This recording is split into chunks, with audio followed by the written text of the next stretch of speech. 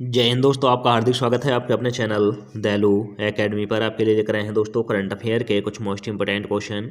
और दोस्तों, आप हमारे चैनल पर पहली बार आए हो तो चैनल को सब्सक्राइब कर लें, बेल आइकन प्रेस कर लें ताकि आने वाली क्लास का नोटिफिकेशन मिले आपको सबसे पहले। और दोस्तों, क्लास अच्छी लगे तो अपने दोस्तों में ज़रूर शेयर करें। और इससे पहली क्लास आपने न देखी हो तो हमारी प्लेलिस्ट से जाकर इससे पहली क्लास देख सकते हैं। और दोस्तों, हमारे चैनल पर आपको सुबह 6 बजे डेली करंट अफेयर के टॉप 15 क्वेश्चन मिल जाया करेंगे। तो दोस्तों, हमारे चैनल को सब्सक्राइब कर लें। चलते हैं दोस्तों आज की क्लास के पहले प्रश्न की तरफ। जैसे कि आज की क्लास का पहला प्रश्न है, ब्रह्मांड का अध्ययन करने के लिए प्रत्यूष परियोजना के हिस्से के रूप में कौन सा उपकरण विकसित किया जा रहा है। तो दोस्तों, ब्रह्मांड का अध्ययन करने के लिए प्रत्यूष परियोजना में किस उपकरण का विकास किया जा रहा है। तो दोस्तों, यह किया जा रहा है दूरबीन का। यह दूरबीन का किया जा रहा है। तो दोस्तों, इसका राइट आंसर हो जाएगा option number D. Option number D is right answer. और दोस्तों, दूरबीन का जो आविष्कार किया था वह गैलीलियो ने किया था, यह भी याद रखें। अब चलते हैं अगले प्रश्न की तरफ। जैसे कि अगला प्रश्न है, पेरिस ओलंपिक के लिए क्वालिफाई करने वाले एकमात्र भारतीय भारोत्तोलक कौन हैं। तो दोस्तों, एकमात्र भारोत्तोलक यानी भार उठाने वाले कौन हैं जो पेरिस ओलंपिक के लिए क्वालिफाई कर चुके हैं। तो दोस्तों, ये हैं मीराबाई चानू। मीराबाई चानू एकमात्र भारोत्तोलन है भारोत्तोलक की खिलाड़ी हैं जो पेरिस ओलंपिक के लिए क्वालिफाई कर चुकी हैं। तो दोस्तों, इसका राइट आंसर हो जाएगा ऑप्शन नंबर बी। और दोस्तों, मीराबाई चानू ने टोक्यो ओलंपिक में भी पदक हासिल किया था। और दोस्तों, टोक्यो ओलंपिक का जो पहला पदक था वह इन्होंने ही हासिल किया था, यह भी याद रखें। अब चलते हैं अगले प्रश्न की तरफ। जैसे कि अगला प्रश्न है, अंतर्राष्ट्रीय अंतर्राष्ट्रीय अंतरात्मा दिवस कब मनाया जाता है। तो दोस्तों, अंतर्राष्ट्रीय अंतरात्मा दिवस कब मनाया जाता है। तो दोस्तों, यह मनाया जाता है 5 अप्रैल को। 5 अप्रैल को मनाया जाता है। तो दोस्तों, इसका राइट आंसर हो जाएगा option number A. Option number A is right answer. अब चलते हैं अगले प्रश्न की तरफ। जैसे कि अगला प्रश्न है, विश्व बैंक आर्थिक सलाहकार पैनल के सदस्य के रूप में किसे नियुक्त किया गया है। तो दोस्तों, विश्व बैंक आर्थिक सलाहकार पैनल के सदस्य के रूप में किसे नियुक्त किया गया है। तो दोस्तों, यह किया गया है राकेश मोहन को। राकेश मोहन को किया गया है। तो दोस्तों, इसका राइट आंसर हो जाता है option number B. Option number B is right answer. विश्व बैंक आर्थिक सलाहकार पैनल के सदस्य के रूप में राकेश मोहन को नियुक्त किया गया है। अब चलते हैं अगले प्रश्न की तरफ। जैसे कि दोस्तों, अगला प्रश्न है, किस संगठन ने 2024 यंग ग्लोबल लीडर्स कम्युनिटी की घोषणा की। तो दोस्तों, किस संगठन ने 2024 यंग ग्लोबल लीडर्स कम्युनिटी की घोषणा की है। तो दोस्तों, यह की है विश्व आर्थिक मंच ने। विश्व आर्थिक मंच ने की है। तो दोस्तों, इसका राइट आंसर हो जाएगा option number C. Option number C is right answer. अब चलते हैं दोस्तों अगले प्रश्न की तरफ। जैसे कि अगला प्रश्न है, विनाशकारी सूखे के कारण किस देश ने आपदा की स्थिति घोषित की। तो दोस्तों, विनाशकारी सूखे के कारण किस देश ने आपदा की स्थिति घोषित की है। तो दोस्तों, यह की है जिम्बाब्वे देश ने। जिम्बाब्वे देश ने विनाशकारी सूखे के कारण आपदा की स्थिति घोषित कर दी है। तो दोस्तों, इसका राइट आंसर हो जाएगा option number B. Option number B is right answer. Zimbabwe जो है दोस्तों, यह यूरोप महाद्वीप में स्थित है। अब चलते हैं अगले प्रश्न की तरफ। जैसे कि अगला प्रश्न है, किस देश ने दुनिया में सबसे शक्तिशाली लेजर का अनावरण किया है। तो दोस्तों, सबसे शक्तिशाली लेजर का निर्माण किस देश ने किया है। और यह दोस्तों लेजर दुनिया का सबसे शक्तिशाली लेजर होगा। तो दोस्तों, यह क्या है रोमानिया ने किया है। तो दोस्तों, इसका राइट आंसर हो जाता है option number C. Option number C is right answer. अब दोस्तों यहाँ पर जिक्र हुआ है संयुक्त राज्य अमेरिका का, तो दोस्तों संयुक्त राज्य अमेरिका की राजधानी वाशिंगटन डीसी है और यहाँ की मुद्रा डॉलर है। अब चलते हैं अगले प्रश्न की तरफ। जैसे कि दोस्तों अगला प्रश्न है, किस कंपनी ने भारत में पीटीआई के साथ अपने तथ्य जांच कार्यक्रम का विस्तार किया है? तो दोस्तों किस कंपनी भारतीय में आकर पीटीआई के साथ तथ्य जांच कार्यक्रम विस्तृत किया है? तो दोस्तों यह किया है मेटा कंपनी ने, यह मेटा कंपनी ने किया है। तो दोस्तों इसका राइट आंसर हो जाता है ऑप्शन नंबर सी। और दोस्तों फेसबुक और इंस्टाग्राम जो हैं यह मेटा कंपनी ने खरीद लिए हैं, यह भी याद रखना। यानी दोस्तों अब फेसबुक मेटा के नाम से जाना जाता है और इंस्टाग्राम भी मेटा कंपनी ने ही खरीद लिया है। अब चलते हैं अगले प्रश्न की तरफ। जैसे कि अगला प्रश्न है, भारत का लक्ष्य किस वर्ष तक 1 लाख मेगावाट की परमाणु ऊर्जा क्षमता हासिल करने का है? तो दोस्तों भारत का जो लक्ष्य है 1 लाख मेगावाट ऊर्जा हासिल करने का, यह किस वर्ष तक का लक्ष्य है?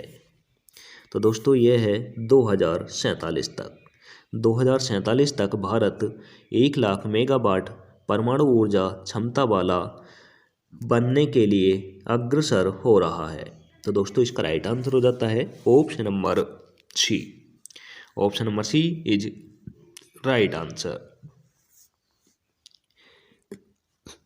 अब चलते हैं अगले प्रश्न की तरफ। जैसे कि अगला प्रश्न है, डीआरडीओ किस राज्य में हथियार प्रणाली के लिए एक नए परीक्षण केंद्र स्थापित कर रहा है? तो दोस्तों डीआरडीओ जो है यह हथियारों के परीक्षण के लिए एक नया परीक्षण केंद्र किस राज्य में स्थापित कर रहा है? तो दोस्तों ये कर रहा है पश्चिमी बंगाल में। पश्चिमी बंगाल में डीआरडीओ द्वारा एक नए हथियार परीक्षण केंद्र का स्थापना की जा रही है। तो दोस्तों इसका राइट आंसर हो जाता है option number B. Option number B is right answer. अब जिक्र हुआ है पश्चिमी बंगाल का, तो दोस्तों यहाँ की राजधानी कोलकाता है पश्चिमी बंगाल की। पश्चिमी बंगाल की मुख्यमंत्री ममता बनर्जी हैं और दोस्तों पश्चिमी बंगाल के जो राज्यपाल हैं सीबी आनंद बोस हैं। जिक्र हुआ है दोस्तों उड़ीसा का, तो दोस्तों उड़ीसा की राजधानी भुवनेश्वर है और दोस्तों उड़ीसा के जो मुख्यमंत्री हैं वह नवीन पटनायक हैं और दोस्तों उड़ीसा के राज्यपाल गणेशी लाल हैं। नवीन पटनायक मुख्यमंत्री हैं और दोस्तों गणेशी लाल यहाँ के मुख्यमंत्री हैं। जिक्र हुआ है तमिलनाडु का, तो दोस्तों राजधानी चेन्नई है। एम.के. स्टालिन मुख्यमंत्री हैं और दोस्तों आर.एन. रवि राज्यपाल हैं। जिक्र हुआ है महाराष्ट्र का, महाराष्ट्र की राजधानी मुंबई है। एकनाथ शिंदे मुख्यमंत्री हैं और भगत सिंह कोश्यारी राज्यपाल हैं। अब चलते हैं अगले प्रश्न की तरफ। जैसे कि अगला प्रश्न है, आर्मी मेडिकल कोर ने अपना 260वां स्थापना दिवस कब मनाया है? तो दोस्तों आर्मी में जो मेडिकल कोर है इसे 260 वर्ष कंप्लीट हो चुके हैं और दोस्तों यह किस तिथि को कंप्लीट हुए हैं? तो दोस्तों ये हुए हैं 3 अप्रैल को। 3 अप्रैल को आर्मी मेडिकल कोर ने अपना 260वां स्थापना दिवस मनाया है। तो दोस्तों इसका राइट आंसर हो जाता है option number C. Option number C is right answer. अब चलते हैं अगले प्रश्न की तरफ। दोस्तों ये 260 वर्षों पहले इस अनुमान से लगाया जा सकता है कि ये अंग्रेज जिस टाइम हमारे देश में राज कर रहे थे, मुगल सल्तनत को ध्वस्त कर रहे थे, शायद उस टाइम इसका आर्मी मेडिकल कोर की स्थापना हो गई थी और दोस्तों यह 3 अप्रैल को हुई थी। अब चलते हैं अगले प्रश्न की तरफ। जैसे कि अगला प्रश्न है, 16 अप्रैल को विश्व भविष्य ऊर्जा शिखर सम्मेलन की मेजबानी कौन सा संगठन कर रहा है? तो दोस्तों 16 अप्रैल को विश्व भविष्य ऊर्जा शिखर सम्मेलन होने वाला है और दोस्तों इसकी मेजबानी कौन सा देश कर रहा है? तो दोस्तों इसकी मेजबानी देश नहीं दोस्तों कौन सा संगठन कर रहा है, यह कर रहा है दोस्तों मसदर कर रहा है। तो दोस्तों इसका राइट आंसर हो जाएगा option number A. Option number A is right answer. तो दोस्तों इसे आप MSDR भी कह सकते हैं, MSDR भी इसे कहा जा सकता है। तो दोस्तों याद रखना MSDR।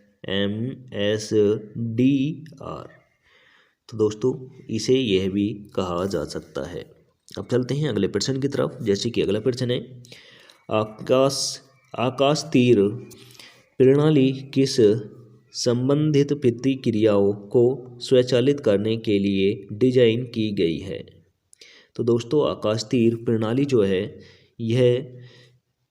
यह किस से संबंधित प्रतिक्रिया को स्वचालित करने के लिए डिजाइन की गई है। तो दोस्तों यह की गई है स्वचालित वायु रक्षा नियंत्रण को, स्वचालित वायु रक्षा नियंत्रण को करने के लिए की गई है। तो दोस्तों इसका राइट आंसर हो जाता है option number C. Option number C is right answer. अब चलते हैं अगले प्रश्न की तरफ। जैसे कि अगला प्रश्न है, उत्तरी अंटार्कटिका संबंधित संगठन की स्थापना किस वर्ष हुई थी। तो दोस्तों उत्तरी अंटार्कटिका संधि संगठन की स्थापना किस वर्ष हुई थी। तो दोस्तों उत्तरी अंटार्कटिका संधि संगठन को नाटो भी कहा जाता है, यानी दोस्तों नाटो की स्थापना किस वर्ष की गई थी। तो दोस्तों नाटो की स्थापना हुई थी 1949 में। 1949 में नाटो की स्थापना हुई थी। तो दोस्तों इसका राइट आंसर हो जाता है option number B. Option number D is right answer. अब चलते हैं अगले प्रश्न की तरफ। जैसे कि आज की क्लास का लास्ट क्वेश्चन है, भारत में राष्ट्रीय समुद्री दिवस कब मनाया जाता है। तो दोस्तों भारत में राष्ट्रीय समुद्री दिवस कब मनाया जाता है। तो दोस्तों यह मनाया जाता है 5 अप्रैल को। 5 अप्रैल को राष्ट्रीय समुद्री दिवस के रूप में मनाया जाता है। तो दोस्तों इसका राइट आंसर हो जाता है option number A. Option number A is right answer. अब चलते हैं टेस्ट वाले क्वेश्चन की तरफ, जिसका आंसर आप सभी को कमेंट करके देना होता है। तो और दोस्तों आपको अगर कोई क्वेश्चन हमसे पूछना हो तो उसे आप कमेंट करके भी पूछ सकते हैं, हम अगली वीडियो में आपको उसका आंसर कमेंट करके देंगे। तो दोस्तों क्वेश्चन है, भौगोलिक संकेत यानी GI टैग प्राप्त करने वाला कौन सा राज्य अग्रणी यानी सबसे अधिक प्राप्त किए हैं। GI टैग मैं अपनी भाषा में बता देता हूँ इस क्वेश्चन का मतलब क्या है दोस्तों। GI टैग प्राप्त करने सबसे अधिक GI टैग प्राप्त करने वाला राज्य कौन सा है। तो दोस्तों सबसे अधिक GI टैग प्राप्त करने वाला कौन सा राज्य है यह आपको कमेंट करके बताना है। तो दोस्तों ऑप्शन नंबर ए में रखा है Uttar Pradesh, option number B में रखा है महाराष्ट्र, ऑप्शन नंबर सी में रखा है गुजरात, ऑप्शन नंबर डी में रखा है दोस्तों तमिलनाडु। आंसर कमेंट करके दें। और दोस्तों इसी के साथ आज की क्लास समाप्त होती है। आपको क्लास कैसी लगी कमेंट करके ज़रूर बताएं। क्लास अच्छी लगी हो तो दोस्तों अपने दोस्तों में ज़रूर शेयर करना। चैनल पर पहली बार आए हो तो दोस्तों चैनल को सब्सक्राइब कर लेना, बेल आइकन प्रेस कर लेना ताकि आने वाली क्लास का नोटिफिकेशन मिले आपको सबसे पहले। तो दोस्तों हमारा टारगेट होता है 10,000 व्यूज का पर डे का। इस टारगेट को अचीव जिस दिन आप लोगों ने करा दिया उस दिन से आपको हम दोस्तों डिजिटल बोर्ड के माध्यम से free of cost classes provide कराएंगे। तो दोस्तों अगर आप भी चाहते हैं आपको free of cost with theory classes चाहिए तो दोस्तों इसमें हमारी हेल्प करें और अपने दोस्तों में ज़्यादा से ज़्यादा शेयर करें। तो दोस्तों मिलेंगे नेक्स्ट क्लास के साथ। जय हिंद, वंदे मातरम।